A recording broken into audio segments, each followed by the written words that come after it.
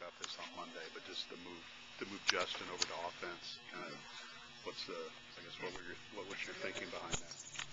Well, I think he could be a really good player. He helped us win. He's a heck of an athlete. He's 6'5" and 280 pounds and very low body fat. Outstanding athlete, smart guy, tough guy. He was competing on defense as a defensive tackle and a defensive end. We have some other players over there that are also competing, and we felt like we needed to spread the wealth some, if you will. And he has the body type that would allow him to fill the need at that position. So he's a heck of an athlete. We're looking down the road. This season coming up, and the season's down the road, and we're behind numbers-wise on the offensive line. A couple years ago, we talked about recruiting line prospects, and a couple years down the road, you'd be looking at our offensive line, it'd be tall and fast and athletic, and this is a sign of those things to come. So it's a good thing. It's not really anything he wasn't doing on defense. No, he was doing fine on defense. More of a need on the offensive More of a need on the offensive side, and then again, we have some other guys on defense that are good players too, but may not have the body type or the years eligibility-wise left. The classic example would be Brandon Taylor's a good player, but there's not many 6', 295-pound tackles in the Big Ten, so his body type doesn't allow him to come over to the offensive line. So Justin was a better fit. Where does that leave you on the defensive end?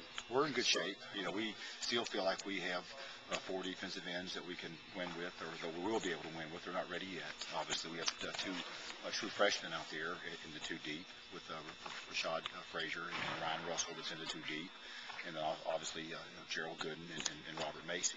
So we still have 4 defensive ends that we think we can win with in time this season. We're not ready yet.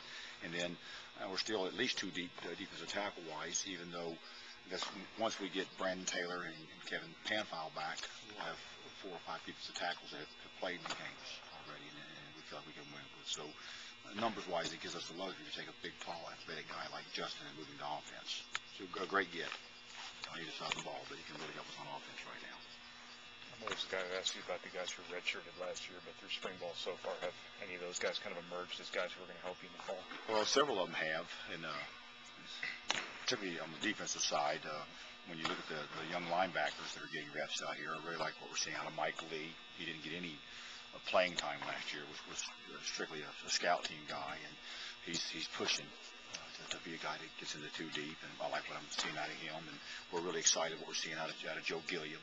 He was redshirted last year and didn't play, and both those guys are competing and look like they have a real chance to end up in the 2 deep. And even though he wasn't redshirted last year, I like what we're seeing out of Nnamdi Zenwald. He's been banged up the last couple of years. He's healthier now. So those guys are sticking out. Some guys that didn't play any at all or much last year, and they're working their way into the 2 deep right now. And then those 2 young offensive linemen, Jack DeBoof and Josh Davis, we're moving around all over the place. Josh has played some tackle. He has probably a little better body suited to go inside. He's not a 6'5", 6'6" guy. He's a 6'3", 6'4" guy. It seems big, but from tackle standards, it's really not from a height standpoint. He was doing fine at tackle. Moving Kitchens over here allows us to move Josh and give him some work inside, and he's done very well. So those guys have done a heck of a job. We didn't redshirt Reggie Pegram last year, but he's really a physical runner. We like him with the ball in his hand. We like him as a blocker as well. So excited about him. Charles Tuwuzo was redshirted last year. He's a big athletic receiver and a physical guy. He's showing up and making plays. Antoine Lewis was redshirted last year.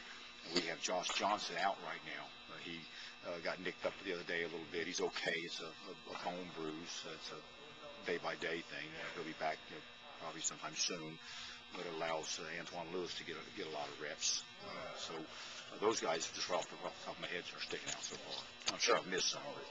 Jack DeBoof, it seemed like early in the spring you were kind of fast-tracking him a little bit because, obviously Dennis isn't, is sort of being held out a little bit. How's Jack held up under the... He's done well. He's pretty quickly. He really well, and he's doing very well early. As the spring has gone on, he's got a lot of reps. He's got more reps probably than the rest of them on the offensive line. He's banged up a little bit right now and sore right now. But he's done very well, and he has a great future here, and believe that he can help us some next year. But he's very pleased with Jack. What did you focus on with the scrimmage today? Everything, but mostly competing. You know, we wanted to come out and be more competitive. We came out and practiced and went to a team run scrimmage first, and it was really good. It was very tough, very hard hitting, and the defense won that part of the scrimmage, and it was a result of really good tackling.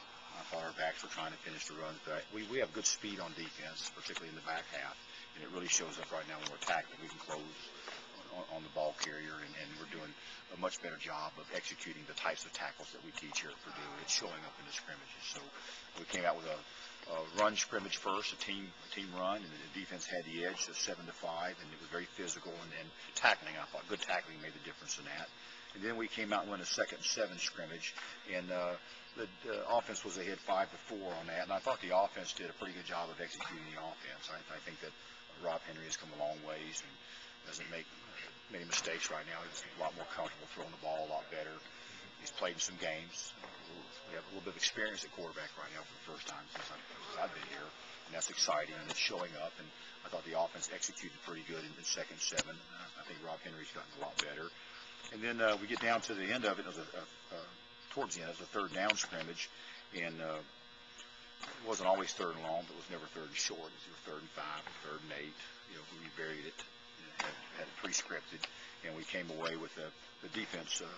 Was, I think, a slight edge in that part of it, and then came down here in the red zone in the end and got all the way down to the very last play of the scrimmage, and the offense won the game on a field goal. So it was exciting that it came down to the last play.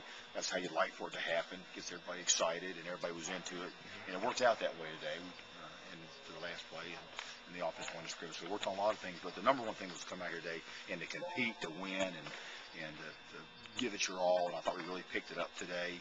And the tackling was good, and the hitting was good. Much more physical. Has Sean Robinson been able to work himself in? Very at all? low. Very low. Yeah. Well, I thought he'd be back a little bit sooner, but he had struggled some. First, he got sick, and he got injured, so he's been injured and sick, which is not Bad combination. Bad combination, yeah, really tough, you know. But you know, he got all his reps in the fall. Right. He's ahead where he should be anyway, and he's unfortunately can't get his reps right now, but he's not getting it yet. Not ready yet. Just How long was the field goal?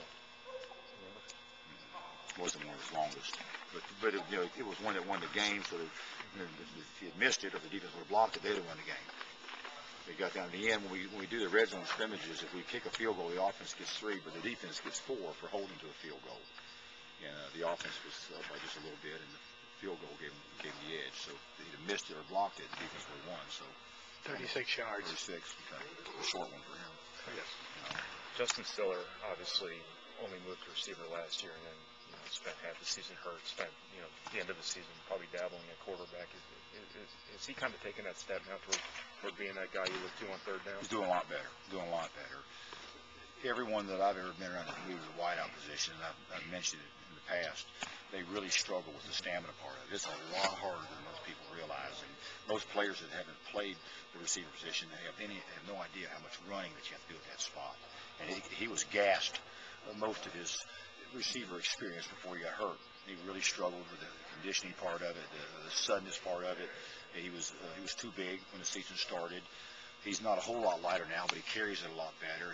He shoves off the ball with a lot more confidence. He's a lot more confident with his routes. He's a lot more physical at the receiver position now than he was last fall, just because he's more familiar with it. And he can be a really good player at that spot. And it should be a physical player in that spot, and a guy can make a difference for us. So I think he's a lot better than he was at any point in time last year at the receiver position, and he's nowhere as good as he can be. He can be a special player, and I think he will be.